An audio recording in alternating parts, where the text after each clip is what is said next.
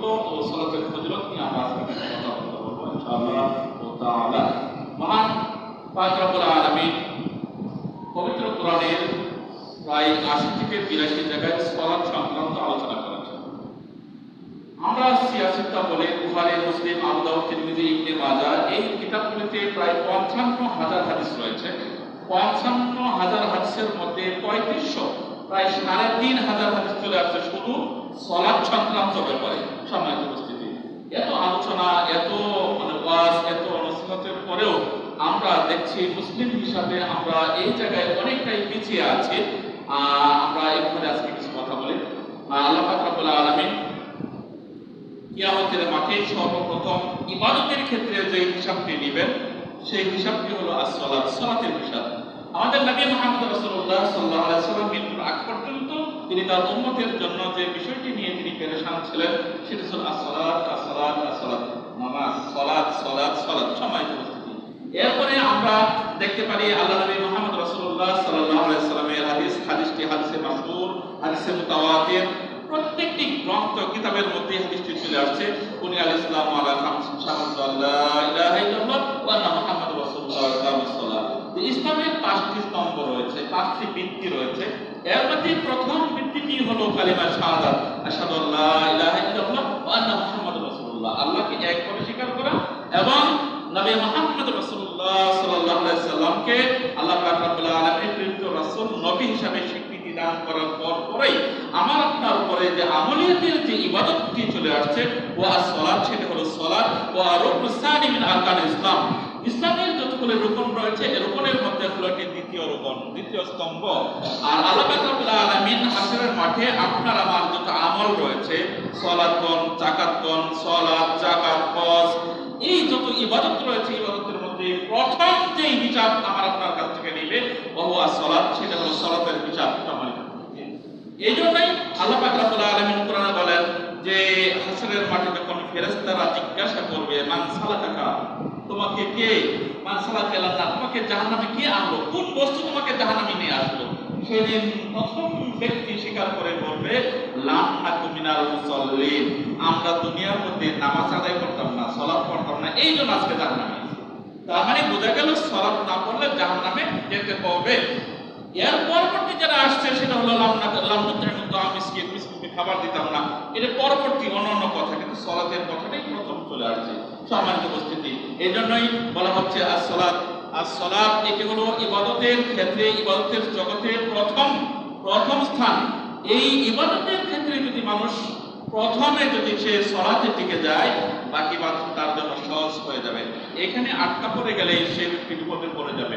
এই জন্যই ইমাম ইবনে মাজাহ রাহিমাহুল্লাহ আলাইহি তিনি তার কিতাবের 1080 নম্বর হাদিসটি তিনি উপস্থাপন করে বলেছেন, পৃথিবীর মধ্যে সবচেয়ে নিকৃষ্ট খারাপ মানুষ হলো মান তারাকাস সালাত, যে ব্যক্তি সালাত আদায় করে না, সালাত ছেড়ে দেয়, এই ব্যক্তিটা হলো পৃথিবীর মধ্যে সবচেয়ে বদ। আমরা মনে করি যে ব্যক্তি চুরি করে, ডাকাতি করে, ওই মনে হয় বদ, না, যে ব্যক্তি সালাত ছেড়ে দেয় সেই ব্যক্তি হলো সবচেয়ে বদ। কারণ যে ব্যক্তি সালাত ছেড়ে দেয় সে ব্যক্তি আল্লাহর সাথে শিরক করে, সে ব্যক্তি আল্লাহর সাথে শিরক করে। আর পৃথিবীর মধ্যে সবচেয়ে নিকৃষ্ট পাপ, সবচেয়ে গুরুত্বপূর্ণ বড় পাপ এটা হলো শিরক করা আল্লাহর সাথে।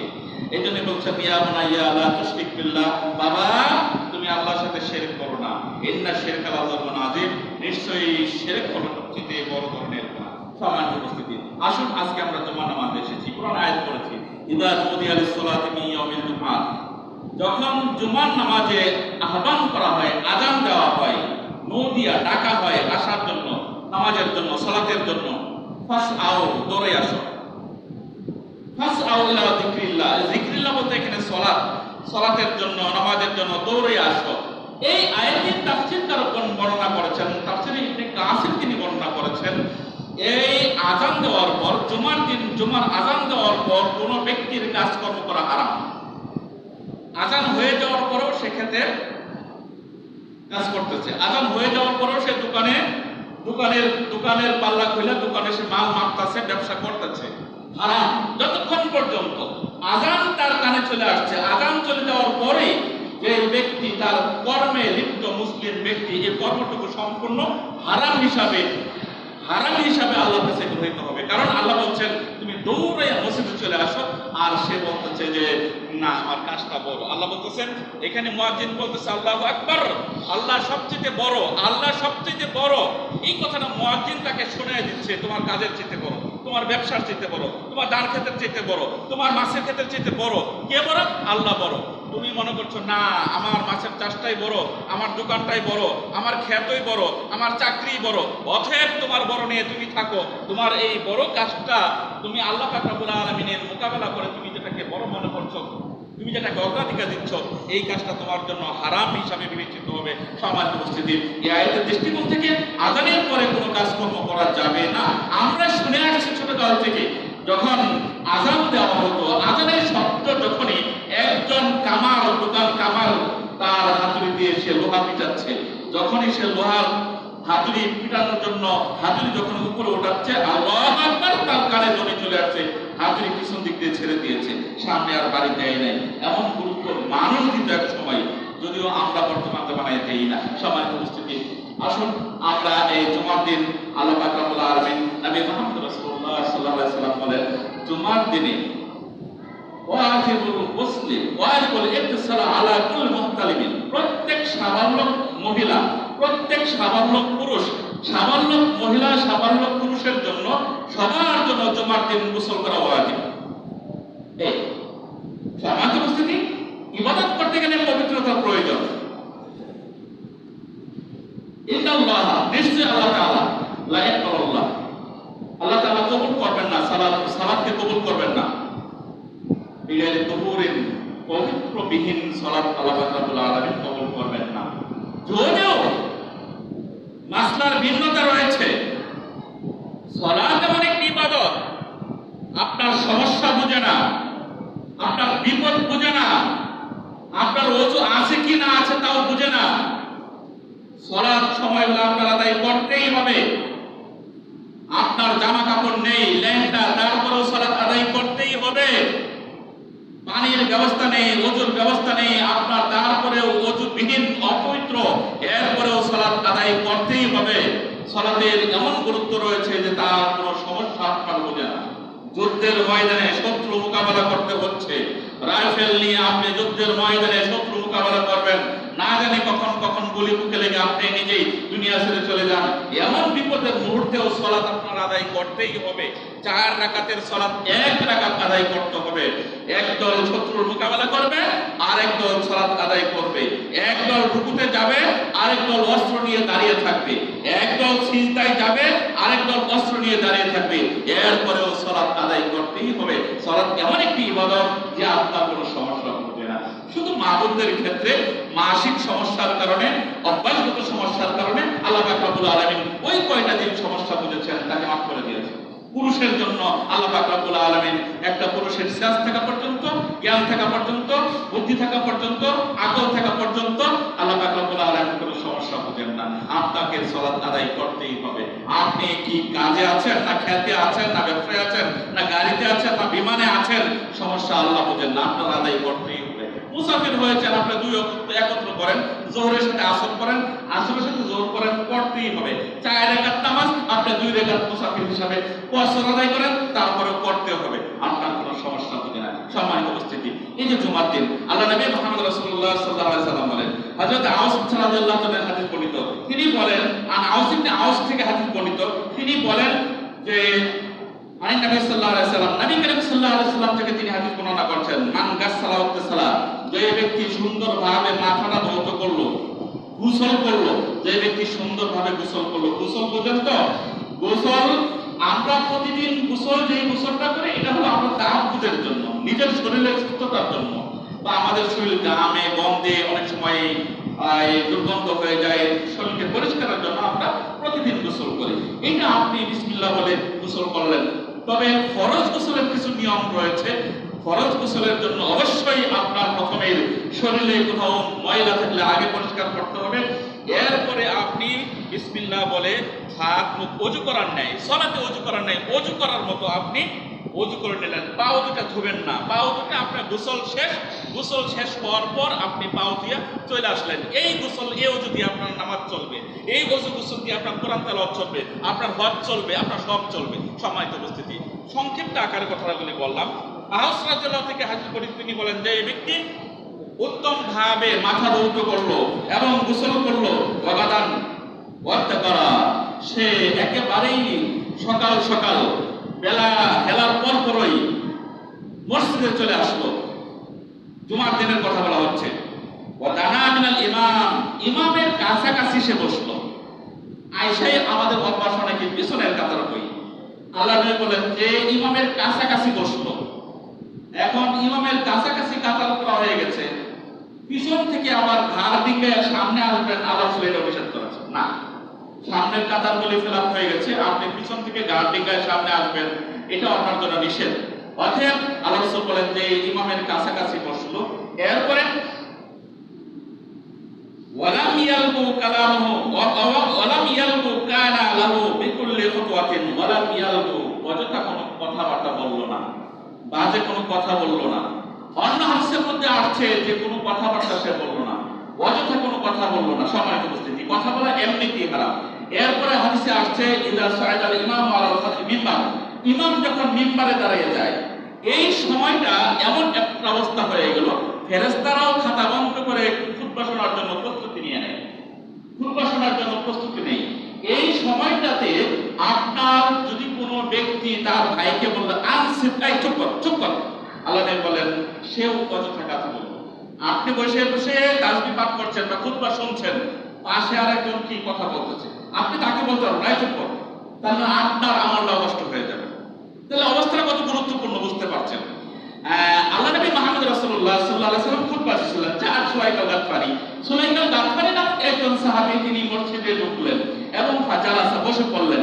আল্লাহ নবী খুতবা চলাকালীন বললেন, হাল সালাইতা রাকাতাই, তুমি দুই রাকাত সালাত আদায় করছো? না করি নাই। ও দাঁড়াও, ওয়াসাল্লি রাকাতাই, দুই রাকাত সালাত আদায় করে বসো।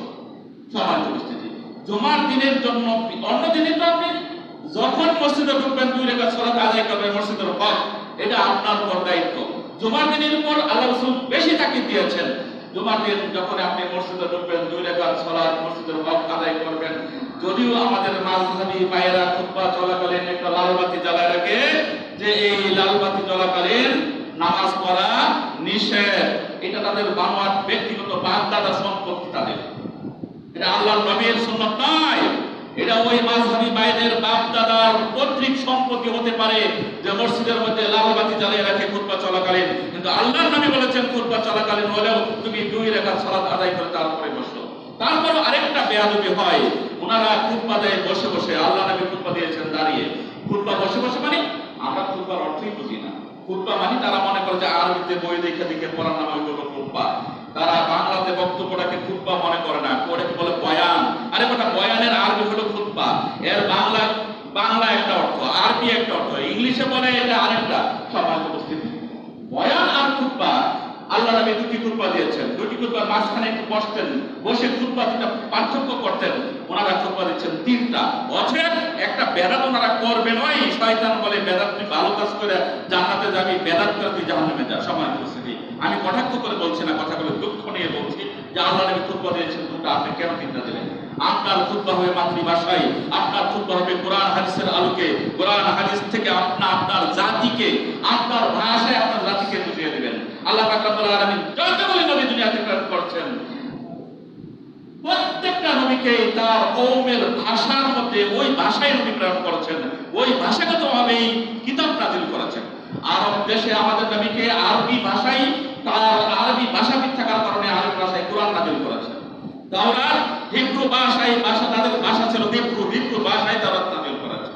ঠিক এরকম ভাবে প্রত্যেক ভাষায় নবীরা তাদের নিজস্ব ভাষায় তার জাতিকে দাওয়াতের কাজ পরিচালনা করেছেন। অতএব আমার দেশে এরকম ঘটনা কিছুদিন আগে ঘটেছে। বাংলায় খুতবা দেওয়া হচ্ছে, বাংলায় খুতবা চালু হওয়ার কারণে টিনের মসজিদে আয়েশা টিনের মধ্যে বাড়ি শুরু করে দিয়েছে যে মসজিদে বাংলায় খুতবা দিতে দেওয়া হবে না। এগুলো হলো হটকারী নবী মুহাম্মদ রাসূলুল্লাহ সাল্লাল্লাহু আলাইহি ওয়াসাল্লামের হাদিসের সাথে বেয়াদবি। আসুন, আমি যে হাদিসটি পড়তেছিলাম, আওয়াজ থেকে হাদিস বর্ণিত, আল্লাহ নবী বলেন যে এই ব্যক্তি উত্তম ভাবে মাথা ধৌত করলো এবং সে গোসল করলো, এরপরে সে ইমামের কাছাকাছি এসে মসজিদে আসলো, ইমামের কাছাকাছি এসে আসলো, বসলো। ওয়ালাম ইয়ালবু কানা লাহু বিকুল্লি খুতওয়াতিন, কোন রকমের অযথা কথা বললো না, অযথা কর্ম করলো না। হাত মটকাই না আমরা, এটা করলো না। আর কি করলো না? ওই যে মানে হাত দিয়া ঝাড়ু দেই না আমরা, এটাও করলো না। আল্লাহ রাসূল এটাও নিষেধ করেছেন, হাত দিয়া ঝাড়ু দেওয়া, কঙ্কন সরানো, এটাও নিষেধ করেছেন। আরেক হাদিসের মধ্যে আসছে আল্লাহ নবী বলেন ওয়ালাম ইয়ারকাব, বাড়ি থেকে ওযু করে যখন বাইরে হইল, কোনো হুন্ডার উপর চড়ে নাই, সাইকেলে চড়ে নাই, প্রাইভেট কারে চড়ে নাই, হাইটে হাইটে মসজিদে চলে আসলো। এই কাজগুলো যদি কেউ করে, উত্তম পোশাক পরিধান করলো, অন্য হাদিসের মধ্যে আছে, এবং সুঘ্রাণ ব্যবহার করলো, আতর ব্যবহার করলো, যদি নিজের না থাকে নিজের বউয়ের যে সুঘ্রাণটা ব্যবহার করে, ওই সুঘ্রাণটা বউয়ের কাছ থেকে দাঁড় করে আয়না নিজে ব্যবহার করলো, আল্লাহ নবী বলেন এরপরে সে মসজিদে আয়েশা 2 রাকাত সালাত আদায় করলো, ইমামের কাছাকাছি বসলো, অযথা কোনো কথাবার্তা বললো না। আল্লাহ নবী বলেন আমালিন সানাতিন কাসিয়ামুহু ওয়াকিয়ামুহু, তার সওয়াবটা আল্লাহ পাক রব্বুল আলামিন 1 বছর সিয়াম পালন করলে যে সওয়াব আল্লাহ পাক রব্বুল আলামিন তাকে ওই পরিমাণ সওয়াব দান করেন। সুবহানাল্লাহ। পরবর্তী আল্লাহ পাক রব্বুল আলামিন বলেন 1 বছর দাঁড়িয়ে ইবাদত করলে যে সওয়াব, ওই সওয়াবটা আল্লাহ পাক রব্বুল আলামিন তার আমলনামায় দান করেন। সুবহানাল্লাহ। আল্লাহ পাক রব্বুল আলামিন বলেন 1 বছর তাহাজ্জুদের তেলাওয়াত আদায় করলে যেই পরিমাণ সওয়াব, ওই পরিমাণ সওয়াব আল্লাহ পাক রব্বুল আলামিন তার আমলনামায় দান করেন। সুবহানাল্লাহ। এই হলো জুমার দিনের একটি বিশেষ ফজিলত। এই নিয়মগুলি পালন করলে আল্লাহ পাক রব্বুল আলামিন আপনাকে 1 বছর সিয়াম পালন করলে, 1 বছর তাহাজ্জুদ পালন করলে যে সওয়াব, এই সওয়াবটা আল্লাহ পাক রব্বুল আলামিন আপনাকে দান করবেন। হাদিস নাসাই শরীফের 1381 নম্বর হাদিস।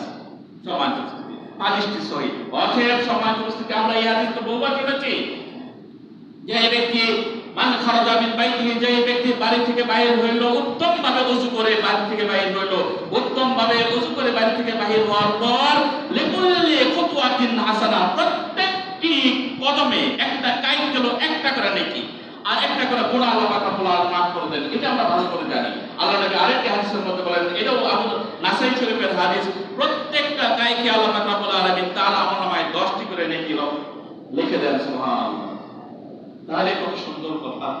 আমরা কেন এত পিছনে জুমার দিন আসলে?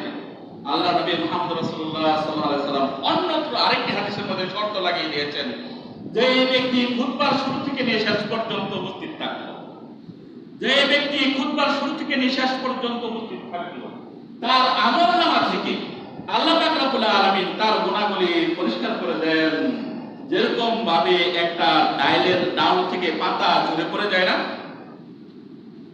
বছরে একবার দুইবার গাছের ডাল, গাছের পাতা কি ঝরে পড়ে যায়, এইভাবে গুনাহগুলি ঝরে পড়ে যায়।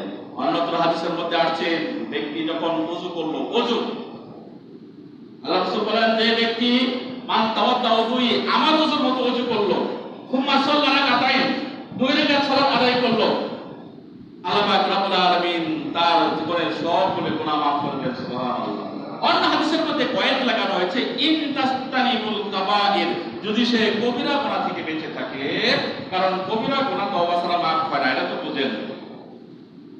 কবিরা গুনাহ থেকে বেঁচে থাকলে এক জুমা থেকে আরেক জুমা, এক ওয়াক্ত থেকে আরেক ওয়াক্ত বান্দা যখন সালাত আদায় করে আল্লাহ পাক রব্বুল আলামিন তার এই গুনাহগুলি মাফ করে দেন। সুবহানাল্লাহ।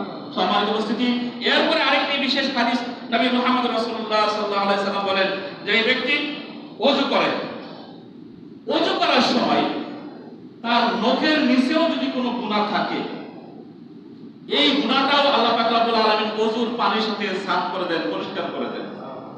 শেষ ফুটা পর্যন্ত ওযু করতে যতগুলি পানি ব্যবহার করা হয়, শেষ ফুটা পর্যন্ত আপনার মুখ ধরলেন মুখের গুনাহ, হাত ধুলে হাতের গুনাহ, পাও ধুলে পাওয়ের গুনাহ, মাথা মাসা মাথার গুনাহ, আল্লাহ পাক রব্বুল আলামিন আপনার আমল থেকে গুনাহগুলি একেবারে প্রতিটি ফুটার সাথে গুনাহগুলি আল্লাহ পাক রব্বুল আলামিন ঝরে পড়ে যায়। এমনকি নখের নিচ দিয়েও যদি কোনো গুনাহ থাকে, সেই গুনাহটাও ঝরে পড়ে যায়। ওযু করলেন, ওযু করার পর শুধু কালিমা শাহাদাতটা পাঠ করলেন। এই কালিমা আশহাদু আল্লা ইলাহা ইল্লাল্লাহ, কালিমাটা পাঠ করলেন। আমরা আরেকটা দোয়া করেছিলাম, কি জানি? আল্লাহুম্মা জাআলনি মিনাত তাওয়াবিন ওয়া জাআলনি মিনাল মুতাতাহহিরিন। এইটুকু শর্ত নয়, এটুকু আপনি পড়লে ভালো, না পড়লে এখানে কথা নয়। শুধু কালিমা শাহাদাতটা পাঠ করলেন, আপনার জন্য জান্নাতের 8টা দরজা খুলে দেওয়া হলো। আপনি কোন দরজাটা যাইবেন, এটা না ওইটা না, আপনার ইচ্ছা। সুবহানাল্লাহ। এই হলো ওযু করার। এই মুয়াজ্জিন আযান দেওয়া হয়, মুয়াজ্জিনের আযান ইলা নুদিয়া লিস-সালাতি মিন ইয়াউমিল জুমআহ, খালি জুমার দিন না, প্রতি ওয়াক্তে তো ওই মুয়াজ্জিন আযান দেয়। এই মুয়াজ্জিনের আযান কারা শোনে? মানুষ শোনে খালি না, গরু ছাগল শোনে না, ওরাও শোনে, জিনেরাও শোনে, গাছপালাও শুনে। আমরা বুঝি না গাছপালা কেমনে শুনে। আল্লাহ নবী বলেছেন পাথরেও শুনে। কাল হাসরের ময়দানে পাথরেও সাক্ষী দিবে, গাছপালাও সাক্ষী দিবে, জিনেরাও সাক্ষী দিবে, মানুষেরাও সাক্ষী দিবে ইস্তেগফিরাহু, তাকে ক্ষমা করে দেওয়ার জন্য। আল্লাহ এই মুয়াজ্জিনকে তুমি ক্ষমা করে দাও, সুবহানাল্লাহ। কাল হাসরের ময়দানে এরা সাক্ষী দিবে মুয়াজ্জিনের পক্ষ হয়ে। আল্লাহ নবী বলেন মুয়াজ্জিনের আযান শুনে যারা সালাত আদায় করবে, সালাত আদায় করে মানুষগুলো যতগুলি নেকি আমল করবে, অতগুলি নেকি আল্লাহ পাক রব্বুল আলামিন মুয়াজ্জিনের আমলনামায় দান করবেন, সুবহানাল্লাহ। হাদিসগুলি কিন্তু সবই সম্মানিত উপস্থিতি, খেয়াল করবেন। আল্লাহ নবী মুহাম্মদ রাসূলুল্লাহ সাল্লাল্লাহু আলাইহি সাল্লাম বলেন, যে ব্যক্তি আমার ওযুর মতো ওযু করলো, ইখলাসের সাথে ওযু করলো, ওযু করার পর ইখলাসের সাথে সে 2 রাকাত সালাত আদায় করলো, অন্য কোনো দুনিয়াবি চিন্তা ভাবনা করে নাই। সালাতে দাঁড়ায় দুনিয়ার চিন্তা করা না হচ্ছে। আপনারা একটা সুন্দরভাবে বসেন, অনেকের বসা ভালো হচ্ছে না। এই যে 2 ঠ্যাং সামনে দিয়ে বাড়াইয়া তারপরে 2 হাঁটুর মধ্যে এইভাবে হাত রেখে বসা, এটা ঠিক নয়। আল্লাহ রাসূলের খারাপ ভাষায় কথা বলেছেন, এই সুন্দরে বসেন। আল্লাহ রাসূল বলেন, যে ব্যক্তি আমার মতো ওযু করলো, মনের ভিতরে কোনো রকমের অন্য দুনিয়াবি চিন্তা নাই, সালাত আদায় করলো, সালাত আদায় করলে আল্লাহ পাক রব্বুল আলামিন তার গাছের পাতা যেরকম ঝরে পড়ে যায়, আল্লাহ রাসূল একটা ডাল হাতে নিলেন, ডালের মধ্যে 2টা নাড়া দিলেন, দেখলেন পাতাগুলো ঝরে পড়ে গেল। আল্লাহ বলেন, দেখছো কেমন পাতাগুলো ঝরে গেল? এইভাবে আমার বান্দার গুনাহগুলি আল্লাহ পাক রব্বুল আলামিন মাফ করে দেন, সুবহানাল্লাহ। পাতার মতো তার গুনাহগুলি তার শরীর থেকে ঝরে পড়ে যায়। সম্মানিত উপস্থিতি, আসুন এরপরে আসছি আমরা নামাজে যদি ভুল হয়ে যায়, নামাজে ভুল হয় না? আল্লাহ নবী এরকম কয়েকবার ভুল করেছেন। আমাদের মাঝে বাইরে তো নামাজে রাসূলের ভুল হয়েছে এই কথা বললে তারপর গায়ে আগুন ধরে যায়। নবী আবার ভুল করে নাকি? কয় কি, এরা তো দেখি মুসলমানই না। এমন বক্তব্য দেও, আমাদের নবী বলে ভুল হয় না, ভুল করতে পারে না। নবী বলে মাসুম। আল্লাহ নবী সাল্লাল্লাহু আলাইহি সাল্লাম নামাজের মধ্যে কম বেশি করে ফেললেন। সাহাবারা বলতে সাহস পাচ্ছে না, বাইরে চলে আসছেন। যুলয়াদাইন নামক লম্বা হাতওয়ালা একজন সাহাবী, তিনি বলেন, আল্লাহ নবী আজকে সালাত ঠিক আল্লাহ কম করে দিছে নাকি? না, কম তো করে নাই, কম করলে তো আমি আগেই বলতাম। আপনি তো আসরের নামাজ 2 রাকাত করে সালাম ফিরাই দিয়েছেন। এই কি কয় হ্যাঁ, আপনি তো আজকে সালাত 2 রাকাত আদায় করছেন। আল্লাহ নবী সাথীদেরকে নিয়ে আইসা আরো 2 রাকাত পড়লেন। সালাম দেওয়ার আগে একটা শুভ সিজদা দিলেন, 2টা সিজদা দিলেন। শুভ সিজদাটা কিন্তু সালামের আগে, আমরা মাযহাবের একটু সালামের পরে দেয়, সালামের পরে দুই একটা হাদিস পাওয়া যায়, তো সালামের আগে হাদিসগুলি বিশেষ, অধিকাংশ হাদিস। এরপরে আল্লাহ নবী বললেন, দেখো আনা বাশারুন মিসলুকুম, আমি তোমাদের মতো একটা মানুষ, আমার মাঝে মাঝে ভুল হয়, ভুল হলে স্মরণ করাই দিবে। নবীর দিক দিয়ে তিনি নবুয়তি দায়িত্ব পালন করছেন, তিনি অনেক সম্মানের দিক দিয়ে উপরে। বাবা কৃষক, ছেলে ডিসি, সম্মানের দিকটা ছেলের বাবার চেয়ে ছেলের মর্যাদা বেশি না মানুষের কাছে। লেখাপড়া করে ছেলে তো ডিসি হয়ে গেছে গা, মন্ত্রী হয়ে গেছে গা, বাবাটা কিন্তু কৃষক। বাবা হিসেবে তার মর্যাদা, কিন্তু মানুষের কাছে সম্মানের দিকটা সে ডিসি হওয়ার কারণে সম্মানটা বেশি, এটাই বাস্তব। মানুষ, বাবাও মানুষ, ছেলেটাও মানুষ, নাকি? নবী হিসেবে তার মর্যাদা আমাদের কোন মানুষের তুলনা হতে পারে না। এটা বলতে তো মানবীয় গুণ হিসাবে তিনি একজন মানুষ ছিলেন, আল্লাহ নবী মানুষ ছিলেন। যেহেতু কথাগুলি জোর দিয়ে বলছি, আমাদের কিছু ভাইয়েরা বলেন আল্লাহ নবী মানুষ ছিলেন না, তিনি ফেরেশতাদের মতো ছিলেন। তিনি কি ছিলেন? নূরের তৈরি। কিসের নূরের তৈরি? আল্লাহর যে জাতি নূর, ওই নূর দিয়ে আল্লাহ নবীর তো তৈরি। নাউজুবিল্লাহ। মুশরিক হতে আর সময় লাগে? কাফের হতে কি আর ফতোয়া লাগে? এতটুকুই যথেষ্ট কাফের হওয়ার জন্য, মুশরিক হওয়ার জন্য। সম্মানিত উপস্থিতি, আসুন নামাজে ভুল হলে সংশোধন, সালামের আগে 2টি শুভসূচনা দিয়ে, কম হয়ে গেলে বাকিটা পড়বেন, বেশি হয়ে গেলে শুভসূচনা দিয়ে দিবেন। সম্মানিত উপস্থিতি, এই হলো এই। আসুন এরপরে আসে সোম বৃহস্পতিবার। আল্লাহ পাক রব্বুল আলামিন জান্নাতের দরজা খুলে রাখেন, আসমানের দরজা খুলে দেন। এই দিন আল্লাহ পাক রব্বুল আলামিন মুমিনদেরকে ভুল ত্রুটিগুলি ক্ষমা করে দেন। সোমবার আর বৃহস্পতিবারে জেনে রাখেন আল্লাহ পাক রব্বুল আলামিন রহমতের দরজা খুলে রাখেন। এই দিন অসংখ্য মানুষের গুনাহ আল্লাহ পাক রব্বুল আলামিন ক্ষমা করে দেন, মাফ করে দেন। তবে 2 ব্যক্তিকে ক্ষমা করা হয় না। হাদিস বহুবার শুনেছেন, দুই ব্যক্তিকে আল্লাহ পাক রব্বুল আলামিন ক্ষমা করে দেন না। মুয়াত্তা মালিক 1628 নম্বর হাদিস, ওই দুই ব্যক্তি যারা পরস্পরই একজন আরেকজনের পিছে লাগা গেছে, ওই ওরে কুসায় হ্যাঁ ওরে কুসায় ঝগড়া জানিতে লিপ্ত, এই দুই ব্যক্তিকে ক্ষমা করা হয় না, বলা হয় সুযোগ দেও, ওরা নিজেরা সংশোধন করে এলো। অতএব সাবধান বন্ধুগণ, মুসলমান আমরা, আমাদের মরে গেলে চলে যেতে হবে পরকালে, সেই কবরে চলে যেতে হবে। দুনিয়ার মধ্যে কুসাকুসি কুতাকুতি বাদ দেন, অল্প কয়েকদিনের দুনিয়া। সম্মানিত উপস্থিতি, নবী মুহাম্মদ রাসূলুল্লাহ সাল্লাল্লাহু আলাইহি সাল্লাম বলেন, পবিত্র অবস্থায় যদি কোনো ব্যক্তি রাত্রি যাপন করে, পবিত্র অবস্থায় যদি কোনো ব্যক্তি এশার নামাজ পড়ছেন, ওযু করে নেন, ওযু চলে গেছে ধরেন, ওযুটা কইরা বিছানায় শুয়েছেন, শোয়ার সময় আপনি কি পড়লেন? কিছু তাসবিহ তাহলিল করেন। বিছানায় শোয়ার সময় দোয়াটা কি মনে আছে সবার? হ্যাঁ, মন থাকে না অনেকের, না? সূরা ইখলাস পাঠ করলেন 3 বার, একটা কোরআন খতমের সওয়াব হয়ে গেল। আপনার পাশে আপনি তো শুনলেন, লগে আপনার বউ হইল অথবা আপনার পোলাপান হইল, আমরা তো এটাই মনে করি, আপনার বিছানায় একজন ফেরেশতা শুইবে। আল্লাহ নবী বলেছেন, আপনার বিছানায় আরেকজন ফেরেশতা শুইবে, ফজর পর্যন্ত আপনার পাশে থাকবে। ফজরের সময় আপনি উঠলেন, ফেরেশতা উঠবে, উঠে আল্লাহর দরবারে ইস্তেগফার কামনা করবে, আল্লাহ এই ব্যক্তিটা সারা রাত, এই ব্যক্তিটা শোয়ার সময় পবিত্র অবস্থায় শুয়েছিল, আল্লাহ তুমি তার ক্ষমা করে দাও, আল্লাহ তুমি তার মাফ করে দাও। সুবহানাল্লাহ।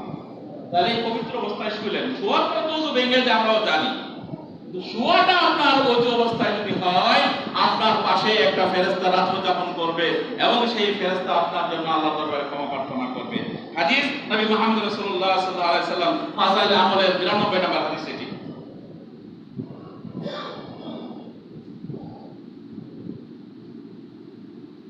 আল্লাহ নবী মুহাম্মদ রাসূলুল্লাহ সাল্লাল্লাহু আলাইহি সাল্লাম বলেন, যে মসজিদে জিকির করা হয়, জিকির বুঝেন? ইল্লাল্লাহ ইল্লাল্লাহ এটা না, আল্লাহু আকবার। জিকির মানে নামাজ। জিকির আমরাও করি, ওরাও করে। ওদের সাথে তফাৎটা কি বলেন? ওরা মাইক লাগাইয়া ওরা হু হু করে, আল্লাহু আল্লাহু করে, লা ইলাহা করে, জুহার গায়া করে। আর আমাদের জিকির হলো, আমি এখন দোকানে গেলাম, দোকানে গিয়া বিসমিল্লাহ বলে তাড়া করলাম, এটা আমার আল্লাহর জিকির হয়ে গেল। আমি খেতে গেলাম কুদাল নিয়া, বিসমিল্লাহ বলে কুদাল কুতলাম, এই যে এটাই আল্লাহর জিকির। আপনারা জিকির বুঝে নিয়েন, জিকির কারে করে? ধান কাটতে গিয়েছেন তো বিসমিল্লাহ বলে কাটা শুরু করলেন, এই আল্লাহর জিকির। মা বোনেরা চাউল নিয়ে পাগের ঘরে গিয়েছে, ভাত রান্নবে, বিসমিল্লাহ বলে পাতিলের মধ্যে চাউল দিল, এটি আল্লাহর জিকির। এই জিকির ওদের জিকির আর আমাদের জিকিরের তফাৎটা কি বুঝে নিয়েন। মসজিদে ঢোকার সময় বললাম আল্লাহ মাফতাহ বাবা, এই যে আমার জিকির বললাম আমি, এই হলো আমাদের জিকির। আর ওদের জিকির হলো মাইক লাগাইয়া জিকির। এই জিকির আল্লাহ নবী মুহাম্মদ রাসূলুল্লাহ সাল্লাল্লাহু আলাইহি সাল্লাম বলেন, যে মসজিদে জিকির হয়, আল্লাহকে স্মরণ করা হয়, আল্লাহর জিকির হয়, আল্লাহ পাক রব্বুল আলামিন এত খুশি হয়। দুটি হাদিস, পুরো বাবা তার ছেলেকে যদি বিদেশ পাঠায় দেয়, সৌদি আরব পাঠায় দেয়, 10 বছর বিদেশ রইল, প্রবাসীর কথা বলা হয়েছে। মা যদি তার ছেলেটা পাঠায় দেয় 10 বছরের জন্য বাণিজ্য ব্যবসার জন্য, 10 বছর 15 বছর পরে মার কাছে যদি ছেলেটা ফিরে আয়, মার কাছে যদি বাবার কাছে ছেলেটা ফিরে আলে কিরকম খুশি হয় কত দেখি? খুশি হয় না? খুশিতে কান্দা দেয়। যত খুশি হয় সন্তান দীর্ঘদিন অনুপস্থিত থেকে বাবা মার কাছে ফিরে আসলে যেরকম খুশি হয়, আল্লাহ পাক রব্বুল আলামিন এর চাইতেও বেশি খুশি হন। সুবহানাল্লাহ। যদি মসজিদে জিকির হয়, মানুষ যদি আল্লাহর জিকিরে থাকে, মানদার প্রতি মানুষ বলে এত আল্লাহ পাক রব্বুল আলামিন এত খুশি থাকেন। সম্মানিত উপস্থিতি, এরপর আসুন মসজিদ পরিষ্কার। আল্লাহ নবী মুহাম্মদ রাসূলুল্লাহ সাল্লাল্লাহু আলাইহি সাল্লাম কোন এক রাস্তা দিয়ে প্রায় হেঁটে যাইতেন, দেখতেন আল মারআতু সাওদা, কালো একটা মহিলা, কালো রঙের একটা মহিলা মানুষ মসজিদ ঝাড়ু দিত। মসজিদ ঝাড়ু দিলে মসজিদের প্রতিটি ধুলিকণা কাল হাসরের ময়দানে ওই ঝাড়ুদারের জন্য আল্লাহ পাক রব্বুল আলামিনের কাছে ক্ষমা প্রার্থনা করবে, সাক্ষী হয়ে দাঁড়াবে, আল্লাহ আমি মহিলাকে মসজিদ থেকে পরিষ্কার করেছিল। রাসূল সাল্লাল্লাহু আলাইহি ওয়াসাল্লাম একজন মহিলার এই স্বভাব দেখতেন, ও ঝাড়ু দিত মসজিদে। আবার কোন সময় যাওয়ার সময় মহিলাকে দেখেন নাকি রে, মসজিদটা প্রায় মহিলাকে দেখতাম ঝাড়ু দিত, বসে থাকতো মসজিদের সামনে। মহিলাকে কেন দেখছি না, ওই কালো মহিলাটা কোথায়? জিজ্ঞাসা করলেন এলাকাবাসীদেরকে, বললেন হিয়া মাতাত, আল্লাহ নবী মারা গেছে। আরে লিমা তুকবিরুনি, আমাকে কেন সংবাদ দিলে না? মহিলাটা মারা গেল, এত ভালো কাজ করতো, মসজিদ ঝাড়ু দিত, মারা গেছে, আমাকে কেন বললেন? তখন জনগণ বললো আল্লাহ নবী আলমারা তো কাজা কাজা কাজা, মহিলাটা এরকম এরকম ছিল, মানে গুরুত্ব দিচ্ছে না আর কি। তখন আল্লাহ নবী বলেন দুল্লানি কবরহা, তার কবরটা আমরা দেখায় দাও। তোমরা আমাকে খবর দাও নাই, আল্লাহ নবীকে কবর দেখায় দেওয়া হলো। কবরে গিয়ে আল্লাহ নবী মহিলার জন্য জানাজা সালাত আদায় করেন। সুবহানাল্লাহ। সম্মানিত উপস্থিতি, এটাকে ঝাড়ুদার মসজিদ, ঝাড়ু পরিষ্কারের একটি গুরুত্ব বোঝানো হয়েছে। আসুন, আল্লাহ নবী মুহাম্মদ রাসূলুল্লাহ সাল্লাল্লাহু আলাইহি সাল্লাম বলেন কাল হাশরের ময়দানে আল্লাহ পাক রব্বুল আলামিন 7 শ্রেণীর লোক তাদেরকে আরশের ছায়ার নিচে স্থান দিবেন। এই 7 শ্রেণী বলতে গেলে তো খুতবা একটা শেষ হবে। 7 শ্রেণীর মধ্যে এমন এক শ্রেণীর লোক রয়েছে যাদের সম্পর্ক মসজিদের সাথে, যাদের সম্পর্ক আল্লাহর ঘরের সাথে, যারা মসজিদে এসে সালাত আদায় করে তারা আল্লাহর সাথে কথা বলে। এই জন্যই আল্লাহর সাথে কথা বলার সময় ডানে বামে তাকানো যায় না, কারোর সাথে কথা বলা যায় না, এদিক সেদিক তাকানো যায় না, একাগ্র চিত্তে আল্লাহর সাথে থাকতে হয়, কথা বলতে হয়। সম্মানিত উপস্থিতি, আল্লাহ পাক রব্বুল আলামিন কাল হাশরের ময়দানে এমন একটি পরিস্থিতি হবে, লা জিল্লুন ইল্লা জিল্লাহু, আল্লাহর নিজের আরশের ছায়া বাদে কোন ছায়া সেদিন থাকবে না। সূর্যটা 1 মাইল উপরে চলে আসবে, মানুষগুলি তার গরমে, মানুষগুলি হাবুডুবু খাবে তার নিজের ঘামের মধ্যে। কারো হাঁটু পর্যন্ত, কারো নাভি পর্যন্ত, কারো বুক পর্যন্ত, কারো থুতনি পর্যন্ত, কারো নাকের ডগা পর্যন্ত ঘাম চলে আসবে। এমন একটি পরিস্থিতি হবে সেই হাশরের ময়দানে, কোন ছায়া থাকবে না। এমন এক শ্রেণীর লোক ওই দিন হাশরের ময়দানে আল্লাহ পাক রব্বুল আলামিন তার আরশের ছায়ার নিচে স্থান দান করবেন। ওই সমস্ত মুসল্লি, ওই সমস্ত নামাজি ব্যক্তি যারা এক সালাত আদায় করে বাড়িতে চলে গেছে, ও কলবু মুআল্লাকুন ইলা মসজিদিহি, তার অন্তরটা মসজিদের মধ্যে ঝুলন্ত রয়েছে যে আরেকটা ওয়াক্তের সালাত আমি কখন আদায় করব, কখন সময় হবে। তার ধ্যানটা থাকবে মসজিদের দিকে, তার ধ্যানটা থাকবে নামাজের ওয়াক্তের দিকে। এই ব্যক্তি কাল হাশরের ময়দানে আল্লাহর আরশের ছায়ায় স্থান পাবে। সুবহানাল্লাহ। আমরা সেই ব্যক্তিকে একটা ফজিলত দ্বারা হতে পারি না, সেই আশা কি আমরা করতে পারি না? আল্লাহ পাক রব্বুল আলামিন আমাদেরকে সেই ভাগ্যবান হওয়ার তৌফিক দান করুন, আমিন। আরেকটি হাদিস আপনাদেরকে শোনাচ্ছি। সম্মানিত উপস্থিতি, নবী মুহাম্মদ রাসূলুল্লাহ সাল্লাল্লাহু আলাইহি সাল্লাম বলেন 3 শ্রেণীর ব্যক্তি আল্লাহর জিম্মাদারে থাকে। আল্লাহর জিম্মাদারে পর্যন্ত আপনার জিম্মায় একটা মাল চলে, আপনি কি করবেন? হেফাজত করে রাখবেন, যাতে চুরা না নিতে পারে, টাকাতে না নিতে পারে, অন্য কাউ যাতে ক্ষতি না করতে পারে, অন্য কেউ যেন ব্যবহার না করতে পারে। আপনি এটার যথাযথ সংরক্ষণ করবেন। হ্যাঁ, একটা প্রাণী যদি আপনার দায়িত্বে থাকে, ওই প্রাণীকে কখন খাবার দেওয়া লাগবে, ওই ভেড়া বকরিটারে কখন পানি দেওয়া লাগবে, কখন খাবার দেওয়া লাগবে, বৃষ্টি আসছে তাড়াতাড়ি ঘরে নিতে হবে, ওর দেখাশোনার দায়িত্ব যেমন আপনার। আল্লাহর এমন 3টি কর্ম রয়েছে, যে 3টি কর্ম করলে আল্লাহ পাক রব্বুল আলামিন আপনাকে আমাকে দেখাশোনা, খাবার দাবার দায়িত্ব সম্পূর্ণ আল্লাহর উপর। এই 3টি আমল আমার আপনার দ্বারা হয়, তাহলে আমরা ওই আল্লাহর জিম্মায় আমরা চলে যেতে পারবো। আল্লাহর জিম্মায় যদি আমরা চলে যাই, আল্লাহ পাক রব্বুল আলামিন বলেন তাদের রিজিকের দায়িত্ব আমি রব্বুল আলামিন। সুবহানাল্লাহ। আমল 3টা পরে বলি। এই 3টা আমল করলে রিজিকের টেনশন আমার আপনার করতে হবে না। রিজিক যে কোথায় থেকে আসবে, চাকরি চলে গেছে যাক, ওই থেকে আপনাকে ডাইকে আরের জন্য চাকরি দিবে, আপনি নিজে টের পাবেন না, বুঝতে পারবেন না। রিজিকের দায়িত্ব আল্লাহ নিয়ে নেবেন। রিজিক নিয়ে আপনার টেনশন করতে হবে না। ফসল আপনি রুইছেন, ফসল আল্লাহ দিবে, এত টেনশন আপনার করতে হবে না। সম্মানিত উপস্থিতি, 2 নম্বর হলো আল্লাহ পাক রব্বুল আলামিন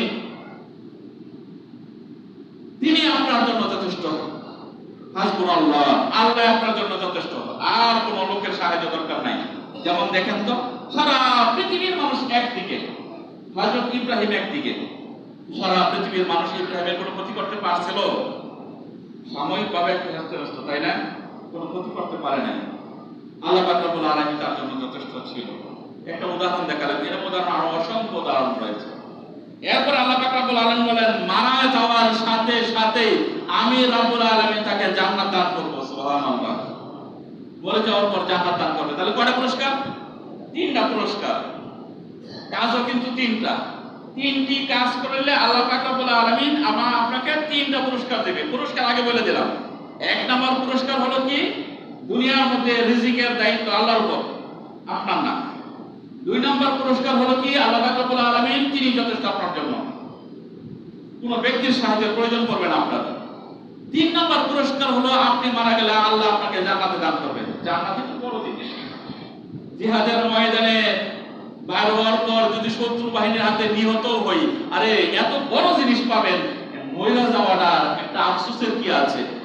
কষ্ট, ভালো কিছু পাইতে গেলে কষ্ট করতে হবে না? একটু ভালো কিছু পাইলে একটু কষ্ট করতে হবে। সারাদিন চাকরি করে, পরিশ্রম করে, কাজ করে, মাথার ঘাম পায়ে ফেলে কাজ করে, কেন? দিনে 400-500 টাকা পাওয়ার জন্য, পরিশ্রম পাওয়ার জন্য। তাকে জান্নাত পাওয়ার জন্য কিছু পরিশ্রম করবেন না? অবশ্যই আসুন তিনটি আমল। আপনি যখনই বাড়িতে ঢুকবেন আপনার পরিবারকে সালাম দিয়ে ঢুকবেন। সুবহানাল্লাহ। কই এসে বলছে দেখছেন, আপনার বাড়ি থেকে যখন বাড়িবেন, বাড়িতে যখন ঢুকবেন, পরিবারকে সালাম দিয়ে ঢুকলে আপনার জিম্মাদার কে হবেন? আল্লাহ। সুবহানাল্লাহ। এটা মনে হয় আমাদের দ্বারা হয় না, শরমের ব্যাপার সবার, তাই না? ও এরা সালাম দিব, পুলারে মায়েরা সালাম দিব, এটা কি হয়? দেখেন আল্লাহ কি বলছেন, হাদিসে রাসূল কি বলছেন, যদি সালাম দেখো, আমি রব্বুল আলামিন তোমার জিম্মাদার, আমি রব্বুল আলামিন। তোমার খাবার দাবারের চিন্তা তোমার করতে হবে না, তোমার অন্য কারো সাহায্যের প্রয়োজন পড়বে না, মরে গেলে জান্নাতে আমি দিব। কি করতে হবে? বাড়িতে ঢোকার সময় সালাম দিয়ে ঢুকতে হবে। শরমের কথা, আল্লাহু আকবার, অভ্যাসে পরিণত করুন। অনেক ফ্যামিলি আছে সালাম দিয়ে ঢোকে, অনেক ফ্যামিলি আছে পৃথিবীর মধ্যে, বাংলার জমিনের ভিতরে জামাই বউকে সালাম দেয়, বউ সালাম খেতে। যদি দুনিয়ার মধ্যে এরকম ভালো কিছু মানুষ না থাকতো তাহলে দুনিয়া এখনো টিকে থাকতো না। এটা দেখা দেখে কিছু ভালো মানুষ আছে বিদায় দুনিয়া টিকে রয়েছে। আমি আপনাকে খারাপ হতে পারি, কিন্তু ভালো মানুষ খুঁজে দেখবেন পাথরের আড়ালে হলেও দুনিয়াতে এখনো ভালো মানুষ আছে। সবাই উপস্থিতি। দুই নম্বর আমলটি হলো যে মসজিদের উদ্দেশ্যে বাইর হয়। বাড়ি থেকে মসজিদের উদ্দেশ্যে বাড়িছেন না, এখন আল্লাহ আপনার দায়িত্ব নিয়ে নিছে, আল্লাহ আপনার রিজিকের দায়িত্ব নিয়ে নিছে, আপদ বিপদের দায়িত্ব আল্লাহ নিয়ে নিছে। মরে গেলে আল্লাহ আপনাকে জান্নাতে দিয়ে দেবে।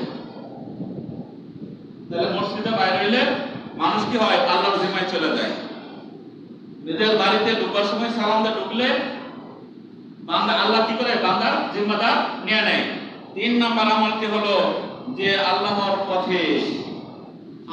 পথে দাওয়াতি কাজে, তাবলীগের কাজে, জিহাদের কাজে, অর্থাৎ ফি সাবিলিল্লাহ থেকে বাইরে হয়ে যায়। ফি সাবিলিল্লাহ, আল্লাহর রাস্তায় বাইরে হয়ে যায়, বাড়ি থেকে ফেরা পর্যন্ত ওই ব্যক্তির দায়িত্ব আল্লাহ পাক রব্বুল আলামিন নিজে নিয়ে নেন। সুবহানাল্লাহ। এই তিনটি কর্ম যদি কোনো ব্যক্তি বান্দা করে, সেই ব্যক্তির জিম্মাদার হয়ে যান আল্লাহ পাক রব্বুল আলামিন।